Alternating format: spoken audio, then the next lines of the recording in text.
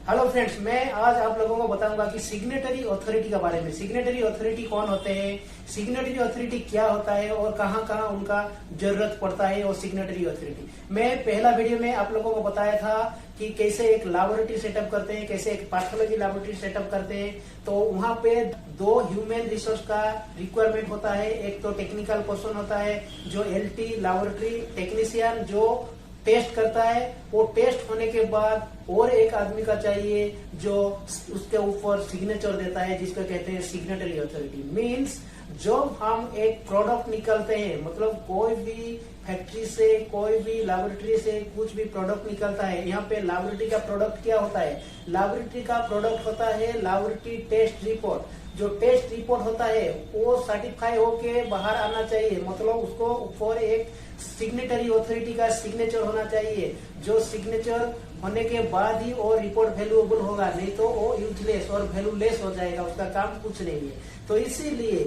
कुछ भी टेस्ट होने के बाद जो लैबोरेटरी टेक्नीशियन टेस्ट कर देगा, टेस्ट होने के बाद उसका ऊपर सिग्नेटरी अथॉरिटी का सिग्नेचर होना चाहिए, तब जाके वो रिपोर्ट पेपर वैल्यूएबल होगा और वो काम में आएगा। तो उसके लिए मैं आज आप लोगों को बताऊंगा कि सिग्नेटरी अथॉरिटी कौन होते हैं, उनका क्वालिफिकेशन क्या होता है और उनका रिक्वायरमेंट क्या होता है। आज पर the government of guideline, government का जो गाइडलाइन होता है गवर्नमेंट ऑफ इंडिया का, उसका हिसाब से उनका रिक्वायरमेंट क्या क्या होता है, कौन सिग्नेटरी अथॉरिटी बन सकते हैं, उसके बारे में मैं आज आप लोगों को डिटेल्स बताऊंगा। National accreditation board of testing and calibration laboratory, जो एनएबीएल का गाइडलाइन जो होता है वो हम लोगों का ISO 15189, जो कि हम लोगों का क्लिनिकल लैबोरेटरी का जो स्टैंडर्ड मेंटेन करता है, जो उसका कहते हैं ISO 15189। जो ISO 15189 में वो मेंशन किया गया है कि जो रिक्वायरमेंट है एनएबीएल एक्रेडिटेशन और कोई भी क्लिनिकल लैबोरेटरी का जैसे एक सिग्नेटरी चाहिए, तो उसका क्या क्या रिक्वायरमेंट है उसके बारे में मैं आज आप लोगों को डिटेल्स बताऊंगा। National accreditation board for testing and calibration laboratory, उसका एक स्पेसिफिक क्राइटेरिया था for the accreditation of medical laboratory. वो लैबोरेटरी, कोई भी मेडिकल लैबोरेटरी को जब हम एक्रेडिटेशन करते हैं तो उसमें क्या रिक्वायरमेंट होता है और सिग्नेटरी अथॉरिटी का क्या क्या गाइडलाइन है, उसके बारे में आज डिटेल डिस्कशन करेंगे। तो जो 2008 का जो गाइडलाइन था एनएबीएल एक्रेडिटेशन का जो गाइडलाइन था NABL 112, उसमें क्या क्या रिक्वायरमेंट था। उसमें रिक्वायरमेंट था MD pathology, MD microbiology, MD microbiology with MS medical microbiology और MD बायोकेमिस्ट्री। उसके साथ और क्या क्या था, MS एनाटॉमी था, उसके साथ PhD था और medical degree with specialise subject था, MD था, PhD था, MSc न्यूक्लियर मेडिसिन था, ये सब था। और भी था MD इन मेडिसिन और MBBS with 3 years laboratory experience. कोई भी MBBS doctor 3 year laboratory experience होने से वो भी सिग्नेटरी बन सकता है। और MSc in medical biochemistry with 5 years experience in laboratory. जो MSc मेडिकल बायोकेमिस्ट्री होगा और उसके साथ 5 इयर्स लैबोरेटरी एक्सपीरियंस होने से वो सिग्नेटरी अथॉरिटी बन सकता है। लास्ट में क्या था, लास्ट में था MSc in medical microbiology with 5 years experience in laboratory. उसका साथ और क्या था, MSc in microbiology, simple microbiology, MSc in microbiology with 7 years experience in laboratory. Laboratory का 7 साल एक्सपीरियंस होने के बाद, MSc क्वालिफिकेशन होने के बाद वो एक सिग्नेटरी अथॉरिटी बन सकता है। वो जो गाइडलाइन था 2008 अमेंडमेंट का था, NABL 112 में था। तो उसी हिसाब से एक MSc स्टूडेंट भी एक सिग्नेटरी अथॉरिटी बन सकता है। जब उसका एक्सपीरियंस 7 साल का हो जाएगा एक लैबोरेटरी में, तो वो सिग्नेटरी अथॉरिटी बन सकता है। लेकिन ministry of health and family welfare department में एक गैजेट नोटिफिकेशन किया। गैजेट नोटिफिकेशन कब हुआ था ना, 18 मई 2018 को हुआ था।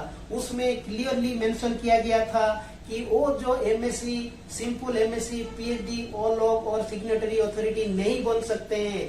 उसके लिए क्या चाहिए, एक सिग्नेटरी अथॉरिटी बनने के लिए चाहिए आपको MD, DNB, DCP और MBBS विथ PhD।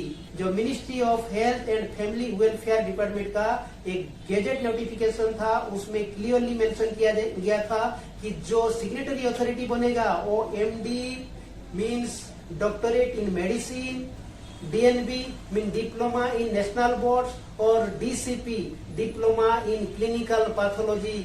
और उसके साथ और एक था क्या ना, MBBS with PhD in laboratory. उसमें इतना करने के बाद ही वो सिग्नेटरी बन सकता है। और जितना सब MSc सिंपल MSc था, सिंपल MSc माइक्रोबायोलॉजी, बायोकेमिस्ट्री, उनको सब काट दिया गया था, उनको सब हटा दिया गया था। तो उसके बाद क्या हुआ, उसके बाद एक बड़ा सा एलिगेशन आया, क्योंकि इंडिया में बहुत सारा ऐसे रेपुटेड लैब था जिसमें MSc microbiology, PhD microbiology, biochemistry और लोग काम करते थे और रिसर्च साइंटिस्ट थे, साइंटिस्ट का हिसाब से काम करते थे, वो सिग्नेटरी बनते थे। लेकिन वो जो गवर्नमेंट का नोटिफिकेशन आया 2018 में, मई 2018 को जो नोटिफिकेशन आया, वो नोटिफिकेशन में उनको सब काट दिया गया। इसीलिए उनका एक एलिगेशन, बड़ा सा एलिगेशन हुआ था और वो एलिगेशन बहुत ऊपर तक गया। वो एलिगेशन के बाद गवर्नमेंट ऑफ इंडिया का थोड़ा सा रियलाइज हुआ कि नहीं, वो भी हो सकता है, क्योंकि दूसरा जो MSc सिंपल MSc को हटा देने से, सिंपल PhD MSc वाला को हटा देने से थोड़ा सा प्रॉब्लम हो जाएगा। तो इसीलिए गवर्नमेंट ऑफ इंडिया और एक नोटिफिकेशन निकाला। वो नोटिफिकेशन कब था ना, 2020 फरवरी 14 को, 14 फरवरी 2020 को एक गेजेट नोटिफिकेशन हुआ था गवर्नमेंट ऑफ इंडिया के द्वारा, ministry of health and family welfare के द्वारा। तो वो नोटिफिकेशन के हिसाब से मैं आज आप लोगों को बताऊंगा कि क्या क्या रिक्वायरमेंट है एक सिग्नेटरी अथॉरिटी बनने के लिए, जो सिग्नेटरी अभी चाहिए, जो सिग्नेटरी अथॉरिटी बनने के लिए जो गाइडलाइन अभी चाहिए, उसका हिसाब से क्या क्या अभी है उसके बारे में मैं बताऊंगा। तो वो जो गाइडलाइन का हिसाब से किया था नोटिफिकेशन में ना, वो जो 4 क्राइटेरिया था, MD microbiology, MD pathology, MD biochemistry, मतलब MD DNB और DCP, उसके साथ MBBS with PhD in laboratory. उसके साथ इंक्लूड हो गया क्या ना, MBBS जो MCI अंडर का जो MBBS होता है, MCI गाइडलाइन का हिसाब से जो MBBS होता है, उसके साथ 1 year laboratory experience, 1 year laboratory experience होने के बाद एक MBBS सिग्नेटरी अथॉरिटी बन सकते हैं। लेकिन उससे पहले क्या था, MBBS with PhD in laboratory, PhD करने के बाद ही वो सिग्नेटरी अथॉरिटी बन सकते थे। लेकिन अभी वो कर दिया MBBS with 1 year experience in laboratory. उसके साथ और क्या आया, MSc इन पैथोलॉजी और MSc इन मेडिकल माइक्रोबायोलॉजी, उनको इंक्लूड कर दिया। MSc माइक्रोबायोलॉजी, मेडिकल माइक्रोबायोलॉजी और MSc पैथोलॉजी को भी इंक्लूड किया गया। एटलीस्ट 3 इयर्स एक्सपीरियंस, लेकिन उनके लिए क्या था ना, 3 साल का एक्सपीरियंस होना चाहिए। MSc मेडिकल माइक्रोबायोलॉजी करने के बाद 3 साल का एक्सपीरियंस होने के बाद आप एक सिग्नेटरी अथॉरिटी बन सकते हैं। वो गाइडलाइन यहाँ पे इंक्लूड किया गया। उसके साथ और किया था MSc in medical microbiology with PhD in microbiology, उनको भी सिग्नेटरी अथॉरिटी अप्रूव किया गया था। MSc विथ PhD होने के बाद वो सिग्नेटरी अथॉरिटी बन सकता है, लेकिन उसके लिए 3 साल का एक्सपीरियंस चाहिए लैबोरेटरी में। 3 साल का लैबोरेटरी का एक्सपीरियंस होने से वो सिग्नेटरी बन सकता है। यहाँ पे इतना गाइडलाइन में मेंशन किया है। जो 2008 का जो गाइडलाइन था वहाँ पे सिंपल MSc का था, उसके साथ 7 इयर्स का एक्सपीरियंस था। लेकिन 2018 का गाइडलाइन आया उसमें उनको सब कर दिया गया था। उसके बाद 2020 का जो गाइडलाइन आया उसमें फिर से इंक्लूड किया गया, लेकिन उसमें थोड़ा सा चेंजेस आया। क्या चेंजेस आया ना, MSc with PhD with 3 years laboratory experience.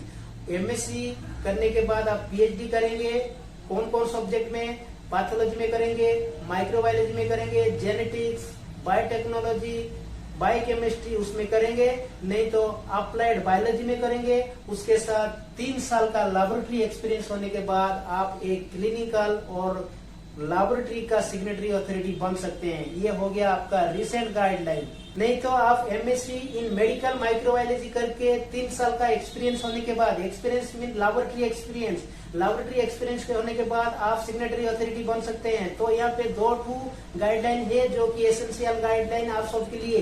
तो क्या गाइडलाइन है, MSc इन मेडिकल माइक्रोबायोलॉजी, मेडिकल सब्जेक्ट में आप माइक्रोबायोलॉजी करेंगे MSc में, उसके साथ आपका 3 साल का लैबोरेटरी एक्सपीरियंस होना चाहिए। और MSc with PhD in microbiology, general microbiology में आप MSc और PhD करेंगे, नहीं तो जेनेटिक्स में करेंगे, बायोटेक्नोलॉजी में करेंगे, नहीं तो बायोकेमिस्ट्री में करेंगे और अप्लाइड बायोलॉजी में करेंगे, उसके साथ 3 साल का एक्सपीरियंस होने के बाद आप सिग्नेटरी अथॉरिटी बन सकते हैं। ये हो गया डिटेल्स। सिग्नेटरी अथॉरिटी कौन बनेंगे as per the guideline of NABL. NABL का जो गाइडलाइन का हिसाब से मैं आप लोगों को डिटेल्स बताया। जो रिसेंट का गाइडलाइन है 2020 फरवरी 14 का अभी जो चल रहा है, वो गाइडलाइन का हिसाब से अभी क्या चाहिए ना, MSc in medical microbiology, MSc in medical pathology, उसमें करने के बाद आप 3 साल का एक्सपीरियंस चाहिए लैबोरेटरी में। नहीं तो उसके साथ MSc in PhD in microbiology, biochemistry, biotechnology, applied microbiology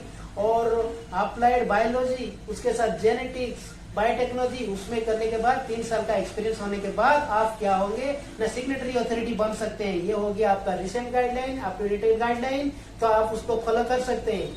आज का टॉपिक आप लोगों को कैसा लगा मेरे को कमेंट करके जरूर बताएगा, और आप लोगों को अच्छा लगा तो लाइक जरूर करना। अभी तक मेरे चैनल को आप लोग सब्सक्राइब नहीं किया है तो सब्सक्राइब कर दीजिएगा। और उस टाइप का कोई भी गाइडलाइन के बारे में आप लोगों को चाहिए कुछ जानने के लिए तो आप लोग मेरे को मैसेज कर सकते हैं, कमेंट कर सकते हैं कमेंट बॉक्स में जाके। तो आज का टॉपिक इतना, फिर से मिलेंगे दूसरा कोई नया टॉपिक के साथ।